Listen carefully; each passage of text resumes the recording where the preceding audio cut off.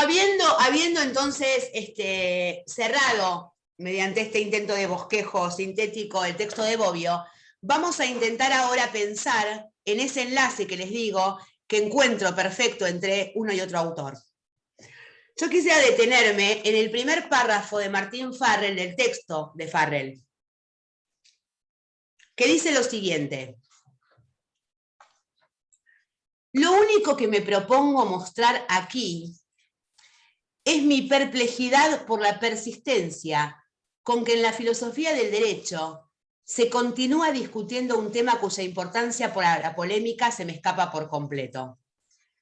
En efecto, en el centro mismo de la filosofía del derecho aparece inexorablemente la polémica entre justnaturalistas y positivistas acerca del concepto de derecho. La discusión se presenta, por lo general, en estos términos. El partidario del derecho natural requiere de conceptos morales para caracterizar al derecho, mientras que el partidario del positivismo jurídico sostiene que puede prescindir de tales conceptos para realizar la misma tarea. Y es cierto lo que dice Farrell. Normalmente se nos enseña o se nos apresura a aprender la diferencia entre una escuela y otra a partir de la inclusión o exclusión de la moral en el derecho. Y esto es bastante torpe, apresurado, equivocado y peligroso.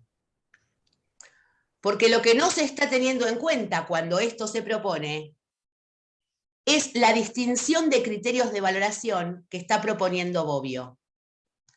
Voy a intentar explicar esto.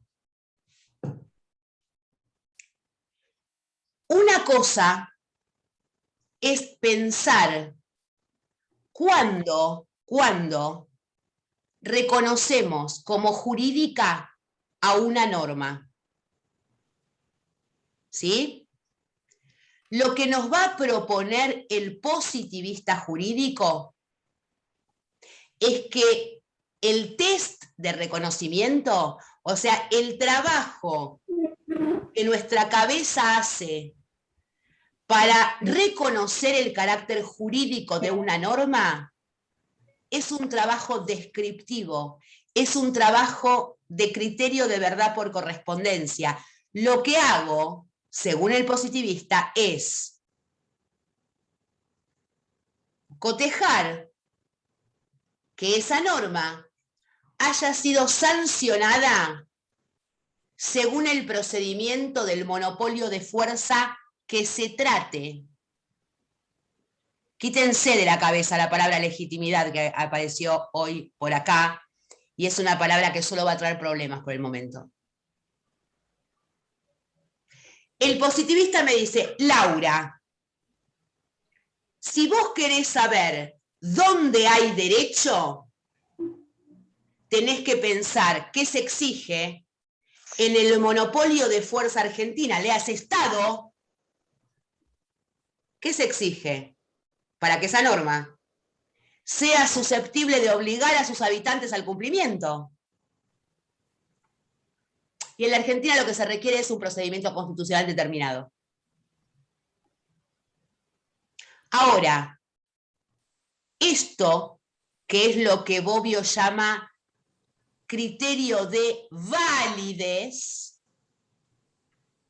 según el positivismo, no puede ser hecho a partir de una indagación valorativa.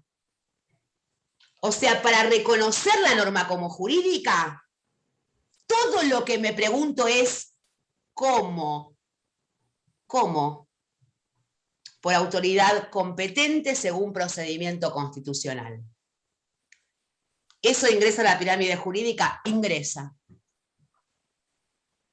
¿Y el justnaturalista? Y el justnaturalista acá me diría: yo no reconozco a la norma como jurídica si esa norma no está en concordancia con una existencia determinada de valores, con un conjunto determinado de valores. ¿Qué valores, primer problema del iusnaturalismo. Primer gran problema del iusnaturalismo. Si el iusnaturalismo se caracteriza de alguna forma, podríamos seguir a Nino en esto, cuando dice, podríamos sintetizarlo por dos tesis determinantes. La primera, una tesis de filosofía ética o de filosofía moral que establece la existencia de valores universales. Una segunda tesis acerca de la definición del derecho, o una tesis de teoría del derecho que dice, la norma es jurídica solo si se corresponde con los valores que esgrimo en la primera tesis. ¿Me siguen? Ahora, esa primera tesis es problemática.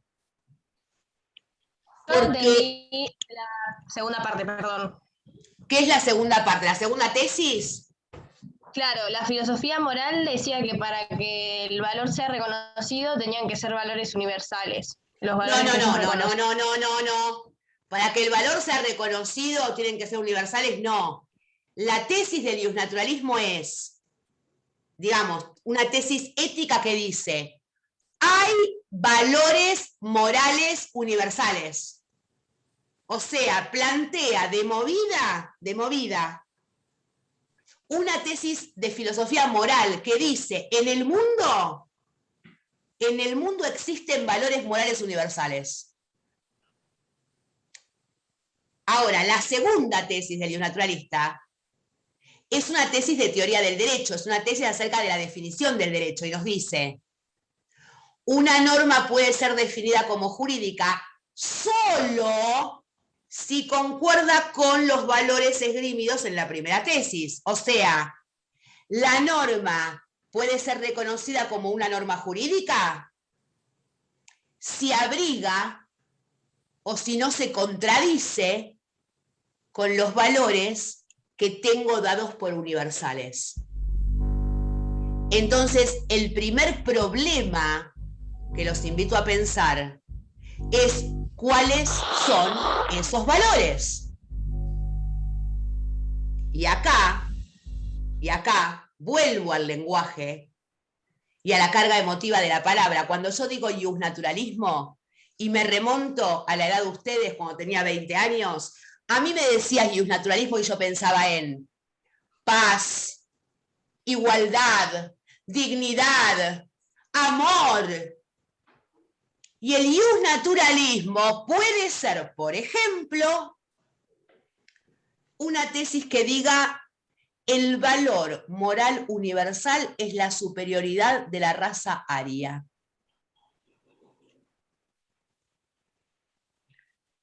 Nadie nos dice cuáles son los valores morales universales que estamos predicando en esa primera tesis. ¿Se entiende? Acá voy a hacer una digresión totalmente personal. Este es un tema que a ustedes les debe costar mucho más que lo que me costó a mí, porque ustedes son hijos de una generación donde los valores morales están positivizados. Mis primeros años de derecho no fueron con la Constitución del 94. Y en la Constitución previa al 94 no existía el 75, inciso 22. No estaban incorporados los tratados de derechos humanos. Hoy por hoy, en la Argentina, ninguna norma puede ser reconocida como jurídica sin estar de acuerdo con esos valores morales de los tratados de derechos humanos. Pero no por una tesis iusnaturalista, sino por una tesis positivista. Porque recuerden que toda norma que ingresa debe estar autorizada por las normas superiores, ¿no? Una norma inconstitucional, o sea, una norma que sea manifiestamente inconstitucional, va a ser rechazada de inmediato. Entonces, ¿cuál es el problema, el gran problema acá? El gran problema acá es que el iusnaturalismo no tiene respuestas al momento de evaluar sistemas como, por ejemplo, el sistema nazi. El sistema hoy afgano. Profe. Dame un segundo y ya te doy la palabra, Nicolás. Si yo le pregunto a un naturalista, bueno, a ver, tu primera tesis me la completás y me decís, hay valores morales universales como la dignidad y la igualdad de los sujetos humanos. Ok, igualdad y dignidad como valor moral universal. Listo, casémonos con esa tesis. Ahora, en la Alemania nazi, la norma era la nueva metodología para exterminio de alguna raza no querida como la gitana, judía, negra o las que se les ocurra. Esa norma que legaliza el exterminio de una raza no está en concordancia con la dignidad y la igualdad de los sujetos, por lo tanto no es jurídica. Resulta ser que con ese elemento, con esa norma, el exterminio fue efectivo y fue eficaz, porque piensen ustedes, ¿había ahí autoridad coactiva, monopolio de fuerza, Estado nacional, competencia de eficacia? Si ustedes me dicen que no, están absolutamente locos. Porque si había monopolio de fuerza en algún lugar del mundo, era ahí. Por ende, lo que estoy viendo, lo que el mundo me cuenta, lo que la historia me cuenta, es que aquello que estaba violando manifiestamente los valores morales que cualquiera de nosotros acordaría, ocurrió. Ahora, ocurrió. Pero el naturalista me dice, no es derecho. ¿Pero qué es? ¿Qué fue? ¿Qué es? Autoritarismo. Muy bien, ¿y el autoritarismo no se vale de normas jurídicas? O sea, ¿cómo reconocemos lo jurídico? El positivista te va a decir, lo reconoces a partir del monopolio de fuerza legítima, y legítima lo ponen entre paréntesis. Si quieren, jueguen con la palabra reconocida, obedecida, aceptada.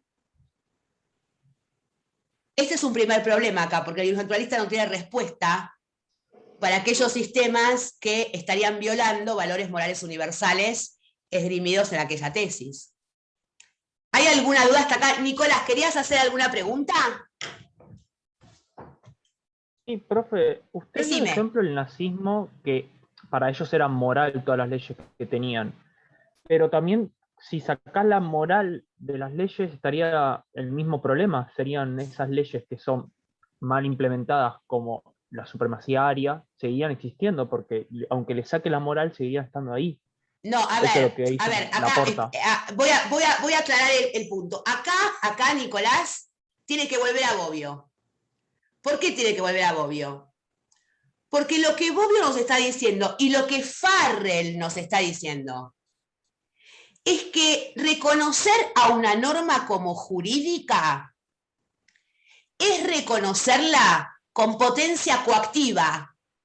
Cuando yo reconozco a una norma como jurídica, sé que el Estado puede venir contra mí frente al incumplimiento. Ahora, reconocer el carácter jurídico no es valorarla en términos morales.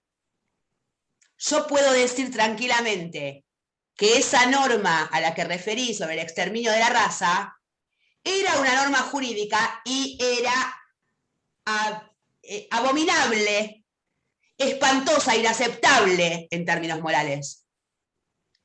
Una cosa es la existencia de la ley y otra cosa es el carácter moral o inmoral, justo o injusto, bueno o malo, razonable o irrazonable. ¿Cuál es el problema acá? Que si yo no reconozco al derecho en términos positivistas, si yo no reconozco al derecho en términos descriptivos, ¿cómo puedo acceder a la crítica moral. O sea, ¿cómo puedo discutir con los otros si nuestro sistema es justo o injusto, si no me hago cargo de que esta ley está dictada por el Congreso o está emanada de autoridad competente y nos obliga? Si nos quedamos con la tesis naturalista, todo lo que ingresa a la pirámide debería ser entendido como justo. Porque la valoración moral se produce antes, o sea, si esta norma está de acuerdo con esos valores, entre. Ahora, si esta fue la evaluación, yo después no puedo mirar con lupa su carácter justo o injusto, porque ya lo determiné previamente. Esta es la diferencia que Farrell encuentra entre positivistas y entre positivistas e naturalistas, cuando dice, acá el problema es que no estamos advirtiendo que la valoración moral de la norma la hacen los dos, con una diferencia de tiempo. El positivista reconoce por un test descriptivo, por un test de correspondencia con hechos del mundo. Ahora, no por eso está diciendo que acepta moralmente. Una vez que reconoce va a decir, ahora me voy al criterio de justicia. Y pienso. El naturalista parece estar valorando antes y esto genera los problemas que cité antes. ¿Existe esta discusión actualmente? No. No. No existen estos términos. Sí hay una gran distinción o partición entre los autores de la teoría del derecho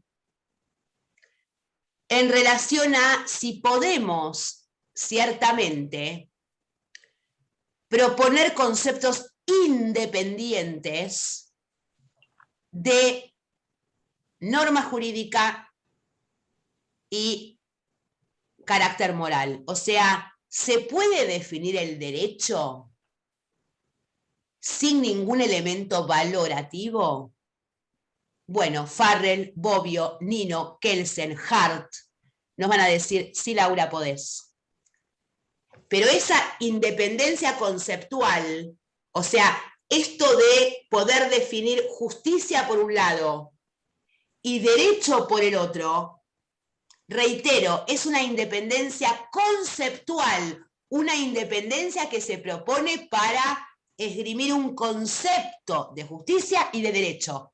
Ahora, ¿hay independencia absoluta entre estos conceptos? ¡No! Trenza. Otra vez la trenza. Hay relaciones permanentes, urgentes, entre derecho y justicia.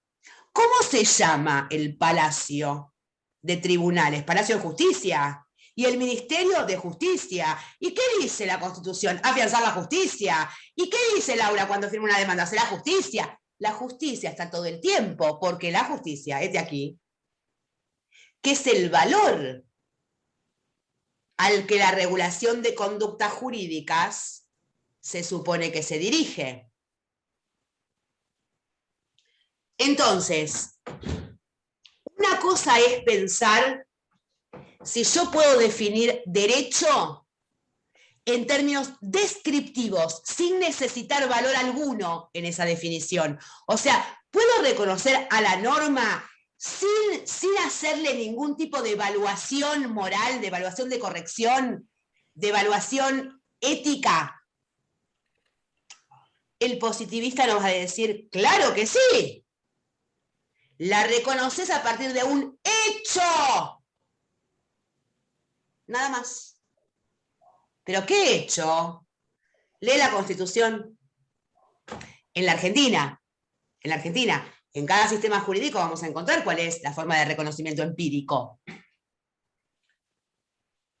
Ahora, esto, insisto con esto, para que quede claro, esto habla de la relación conceptual.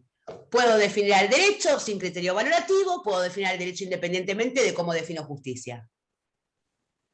Ahora, dicho esto, sería muy torpe, tonto, absurdo de mi parte decir que estos dos elementos no tienen relación alguna. Y que al positivista no le importa la valoración moral. Esto es un absurdo. Quien dice esto jamás leyó a Kelsen. Quien dice esto jamás leyó a Nino. Quien dice esto jamás leyó a Bobbio. A Kelsen no se los vendieron como un tipo escéptico, sin moral.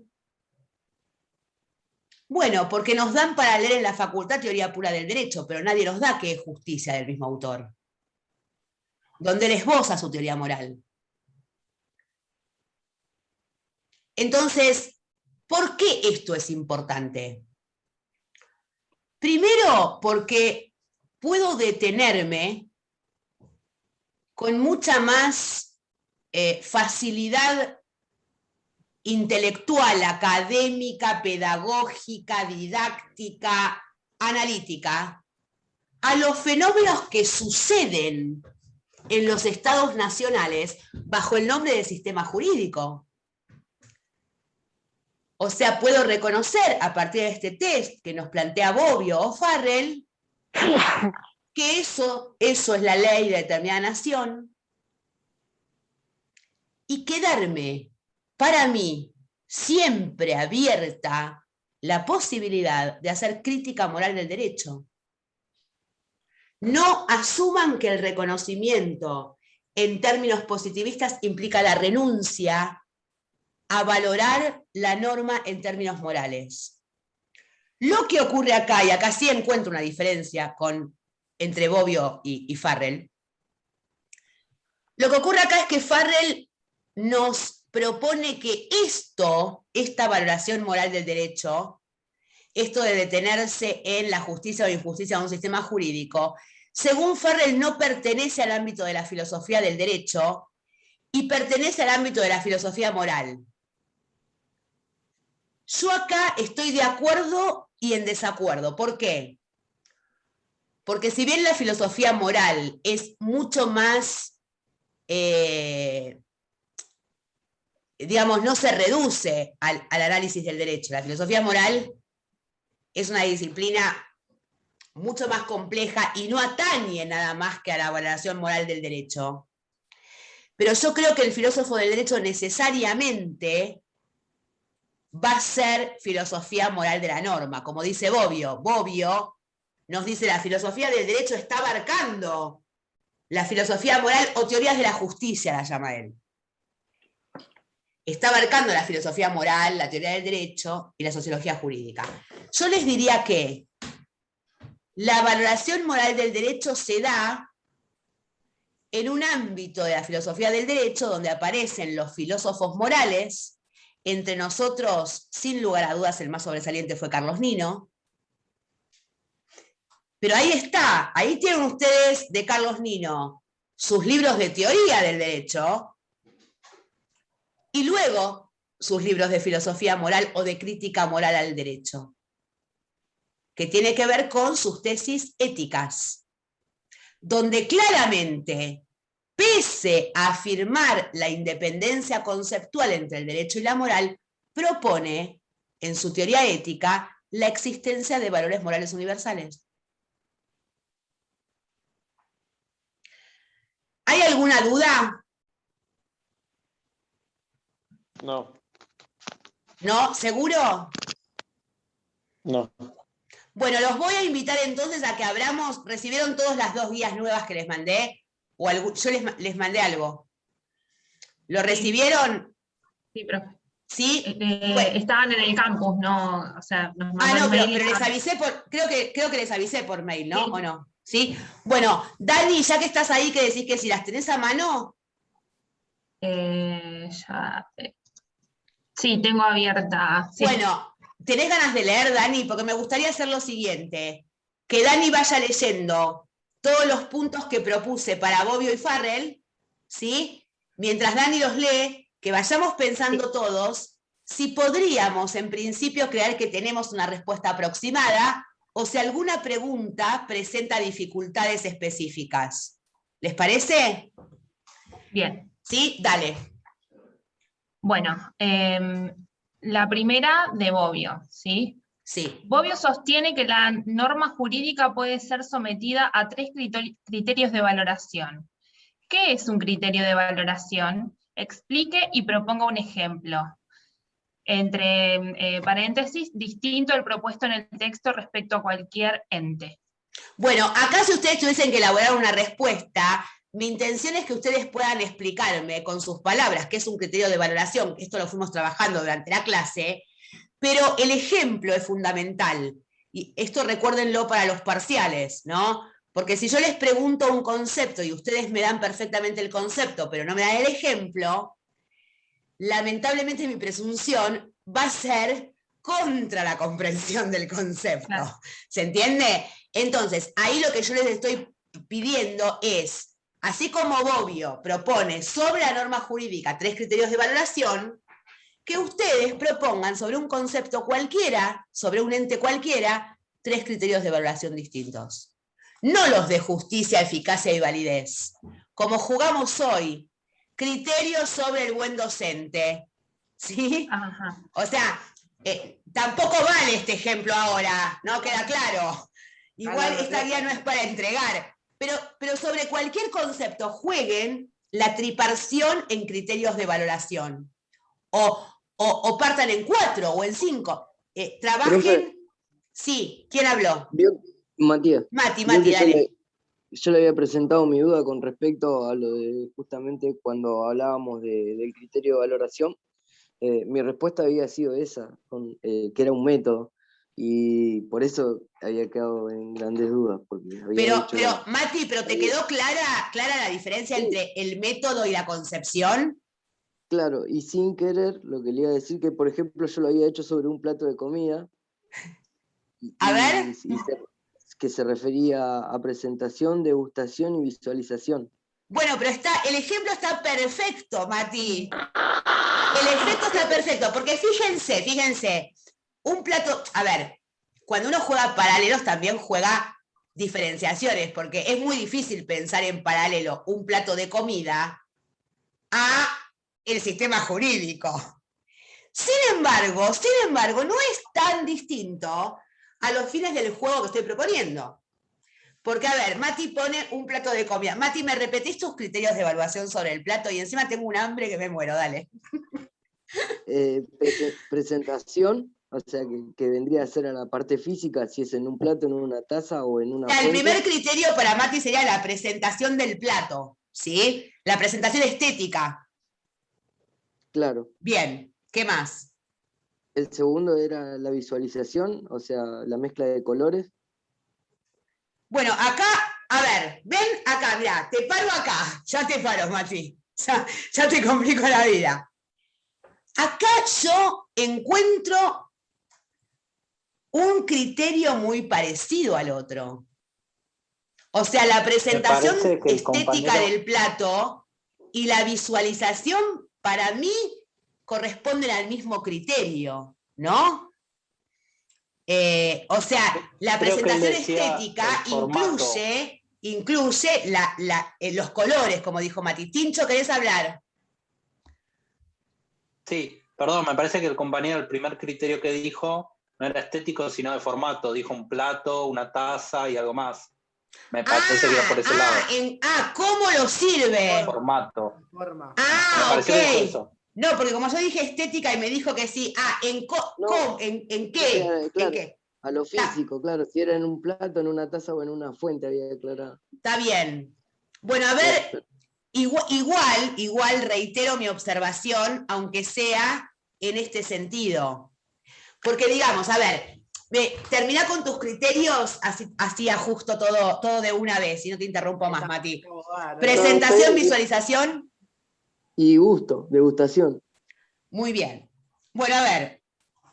Acá me gustó pensar, fíjense que si yo veo un plato y lo veo precioso, lo veo en el mejor de los platos, servido con todos los colores, Hasta se me dibuja una flor. Está divino. Ahora, este aquí que cuando lo pruebo es un espanto. Yo podría decir tranquilamente que ese plato tiene una estética preciosa y es un asco. Ahora, si yo me dediqué a abrir la ventana de la estética, yo te dije, ese plato es maravilloso. Si yo abrí la ventana del gusto, te dije, es una porquería. Ahora, resulta ser que el tipo que te va a evaluar, si querés ser chef, se va a fijar en los dos criterios para darle el 10, 9, 8 o 5 al plato. La trenza, otra vez. ¿Puedo desarmarla en estética y en gusto? Por supuesto. Ahora, el plato, el buen plato, está conformado por buen gusto y buena estética. Piensen en algo más cercano a ustedes, el parcial. Bueno, es obligación de los docentes, les cuento, porque nadie lo hace, conmigo no se preocupen, que siempre cumplo con esto. Se supone que el docente tiene que comunicar a sus estudiantes cuáles son los criterios de evaluación. Porque, o sea, si no, ¿por qué me pones un 4, ¿no? O un 5 o un 10. Entonces yo siempre les cuento que mis criterios son 3. Claridad expositiva, respuesta conforme a consigna, lenguaje conforme a bibliografía.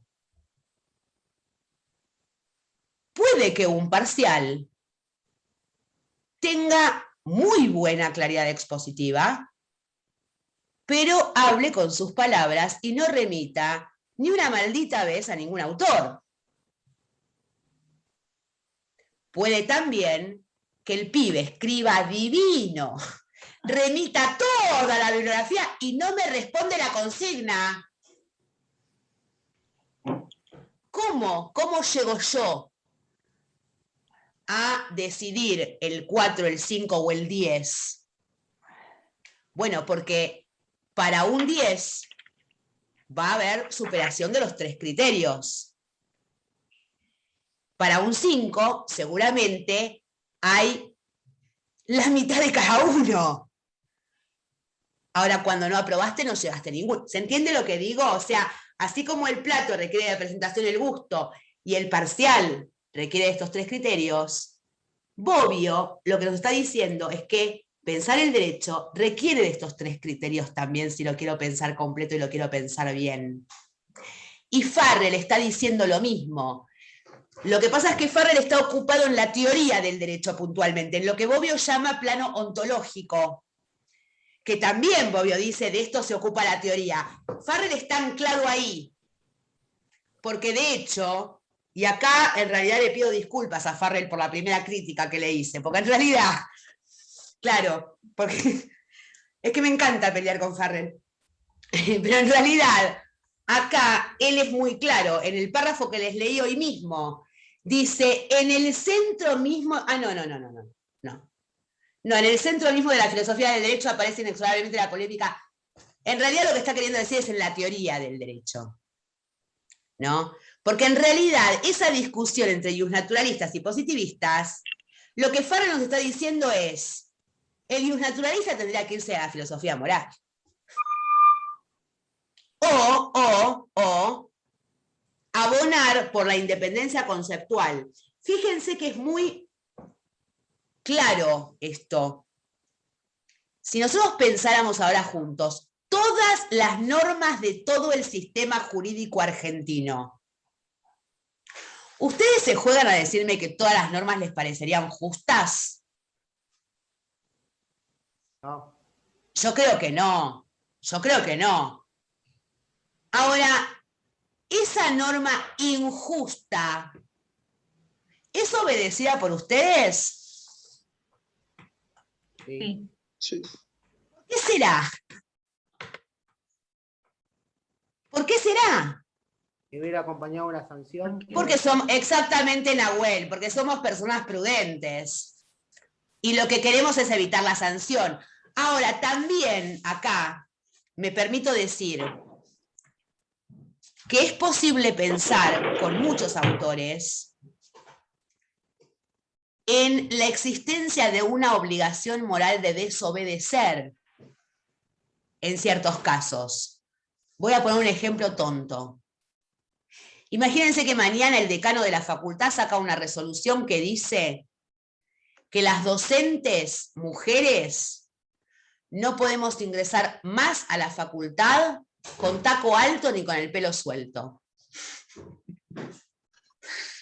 ¿Ustedes se imaginan que Laura Seminario se empieza a atar el pelo y se pone zapatillas? No. Más taco alto y más pelo suelto voy a usar. ¿Por qué? Porque ahí hay una manifiesta inmoralidad en la norma. Inmoralidad en el sentido de incorrección, ¿no? O sea, en nuestro contexto, en nuestra situación, claramente esa norma puede y debe ser desobedecida. Ahora, esto yo no me lo puedo imaginar en un sistema nazi de un soldado cualquiera. Aunque seguramente a más de uno, estuve viendo una serie que se llama, ay, no me acuerdo cómo se llama, Los Derrotados, creo, que tiene que ver con todo lo que pasa en la Francia mientras Hitler está avanzando, digamos, todos los planteos que hay al interior de la Alemania nazi, de los propios habitantes, de los propios soldados que claramente obedecen, pero tienen disconformidad moral. O sea, uno obedece al derecho en general por razones prudenciales. Y normalmente, si yo leo todo el sistema jurídico argentino, podríamos decir que es razonablemente justo. ¿En qué sentido? En que hay un dato.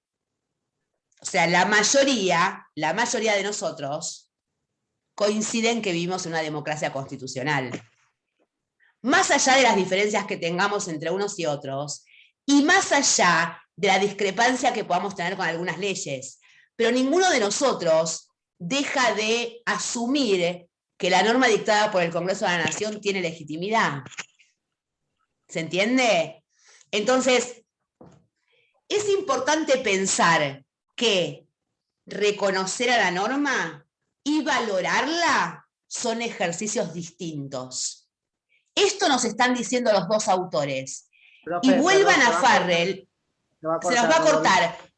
¿Quieren volver 10 minutos más? Les quito 10 minutos más si pueden, si no, no. Sí. Tienen clases seguro, ¿no? ¿Tienen todos clases? Creo que yo tengo civil. Sí, yo tengo Sí, bueno, clase, pero bueno. escúchenme, nos encontramos, si no el lunes, el jueves que viene. Les pido que lean Farrell con la guía en la mano, así en nuestro próximo encuentro, en la primera parte, ponemos las dudas en común. ¿Les parece? Bueno, ¿Sí? Y sí. cerramos lo poquito que queda. Dale. Bueno, Buenísimo. bueno. Bueno, Profe, niños, la que cuarta tengan al muy final linda no se lee, noche. ¿no? Muchísimas gracias por su Gracias, profe. presencia. Y espero haber sido clara. Sé que es un tema difícil. Súper.